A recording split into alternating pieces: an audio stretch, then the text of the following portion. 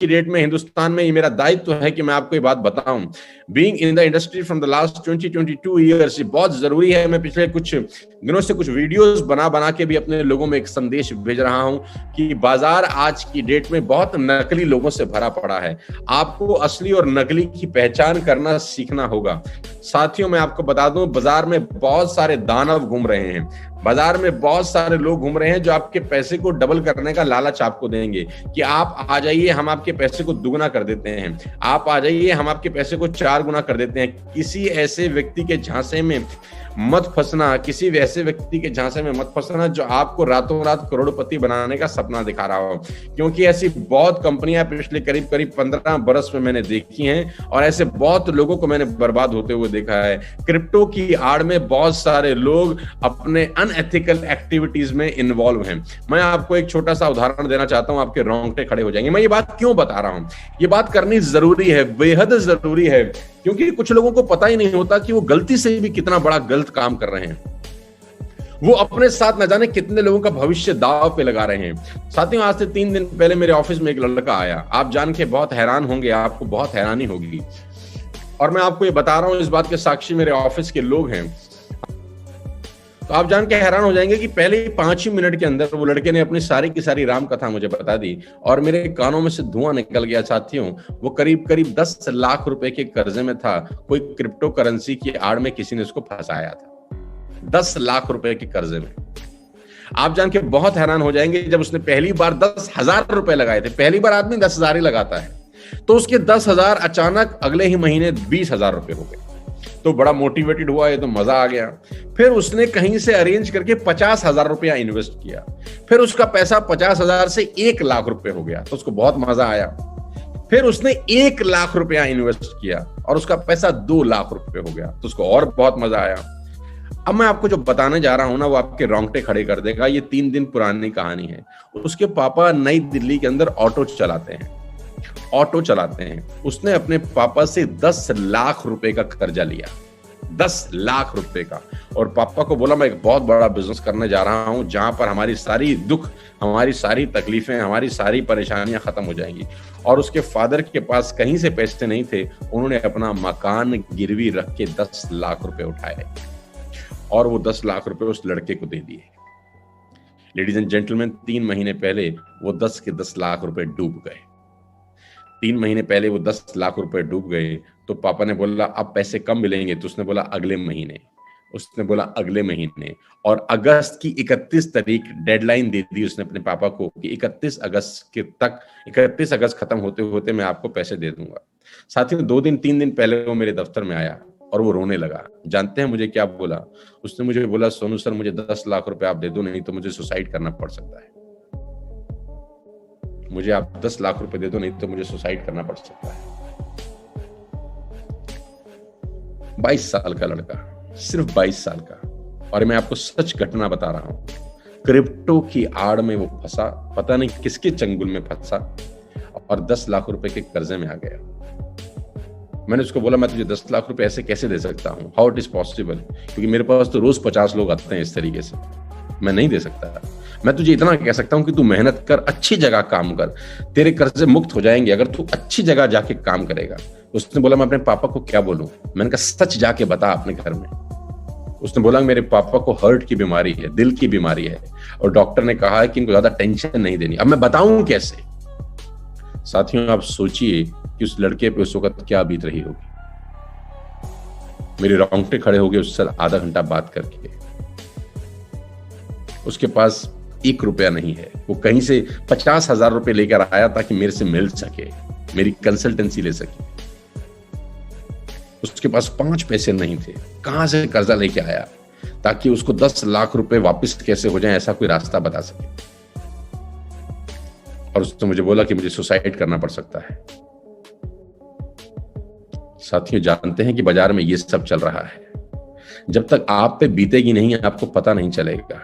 मैं रोज अपनी आंखों से पिछले 12-15 साल में ये सब कांड देख रहा हूं। मैं इसलिए बार बार आपको आगाह कर रहा हूं, किसी ऐसे लोगों के चक्कर में मत फंसे जहां पर बिना टीडीएस काटे आपके अकाउंट में अगर पैसा आ रहा है तो वो 100% क्राइम है, 100% लीगल है, इलीगल है। अगर आपके अकाउंट में पैसा विदाउट डिडक्शन ऑफ टैक्स आता है तो वो 100% लीगल है।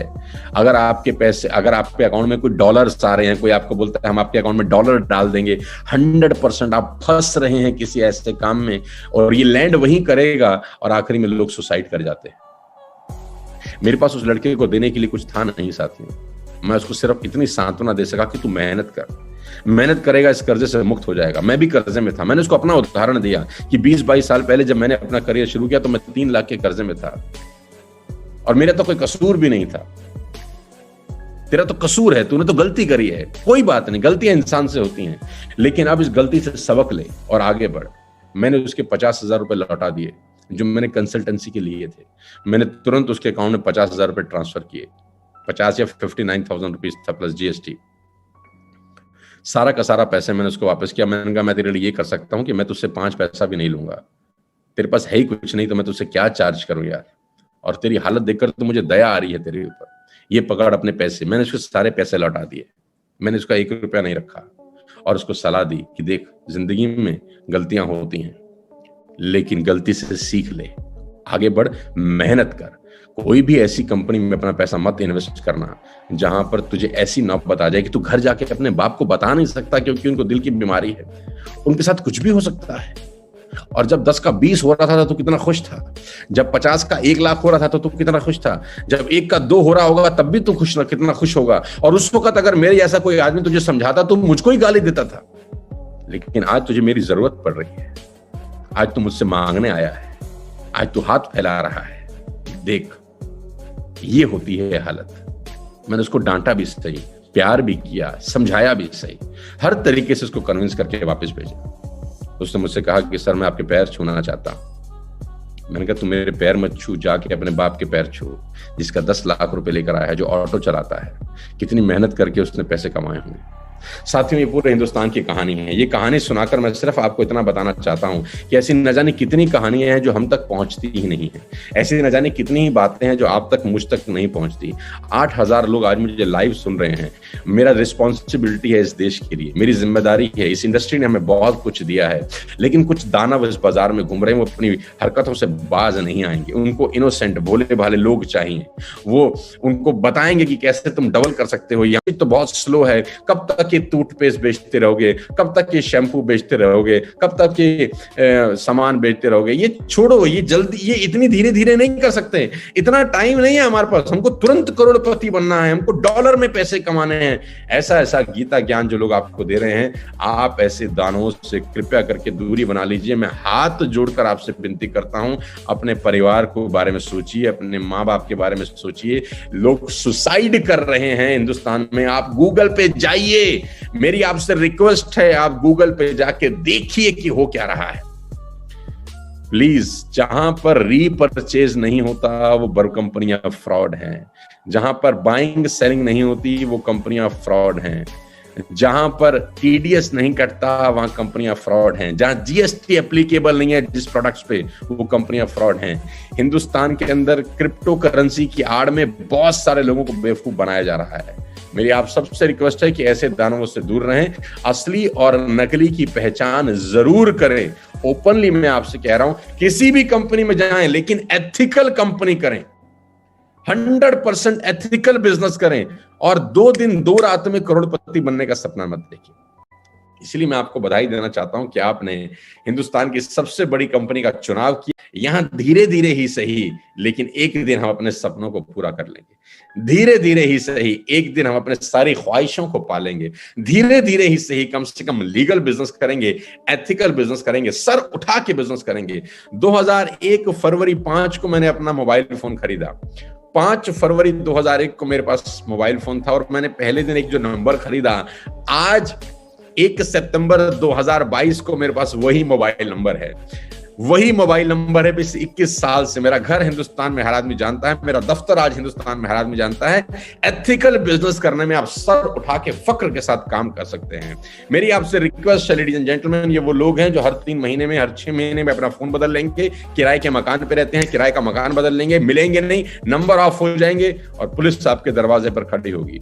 मैं आपको न जाने कितनी कंपनियों के नाम बता सकता हूं। आप गूगल पे जाइए, आपको हजारों कंपनियों के नाम मिलेंगे जिन्होंने फ्रॉड किए हैं और फ्रॉड फ्रॉड करके लोगों का गाड़ी खून पसीने की कमाई लेकर भाग गए हैं। मैं यहाँ नाम नहीं ले सकता। मेरी आपसे रिक्वेस्ट है, मैं अपने आखिरी सांस तक लोगों को गलत नहीं करने के लिए प्रेरित करता रहूंगा कि गलत नहीं करना है। 2 रोटी कम खा लेंगे चलेगा यार, नमक से खा लेंगे चलेगा यार, लेकिन अनएथिकल कुछ भी नहीं करेंगे। न जाने कौन आदमी कहां से उधार मांग के आपको पैसा दे देगा यार, न जाने कौन सा आदमी आपसे उधार कहीं किसी को झूठ बोल के लाएगा पैसा और कल को बद्दुआएं देगा। बद्दुआएं कभी नहीं लेनी चाहिए। लीगल बिजनेस करिए, एथिकल बिजनेस करिए। आपने किसी से 20 रुपए लिया, उसको साबुन दे दिया, वो खुश है यार। आपने किसी से 50 रुपए लिया, उसको टूथपेस्ट दे दिया, वो खुश है यार। आपने किसी से 100 रुपए लिया, उसको शैम्पू दे दिया, वो खुश है। एथिकल बिजनेस है यार कि आप जो पैसा ले रहे हैं उसका प्रोडक्ट आप उसको वापस कर रहे हैं, उस पे जीएसटी लग रहा है, इनकम के ऊपर टीडीएस लग रहा है। This is called a ethical legal business. That's why I am doing it. और मैं अपने सारे लीडर्स को भी बोलना चाहता हूं, जितने भी लोग मुझे सुन रहे हैं और टॉप लीडरशिप जो मुझे सुन रही है, इस मुहिम को आगे बढ़ाएं और इन दानवों से अपने देश को और अपनी कंपनी को और अपने ग्रुप को जरूर जरूर जरूर बचाएं। ये मॉरल रिस्पॉन्सिबिलिटी है, बात सिर्फ पैसे की नहीं है। यहाँ पर हमको उठना पड़ेगा, खड़ा होना पड़ेगा और ऐसे लोगों का विरोध करना पड़ेगा।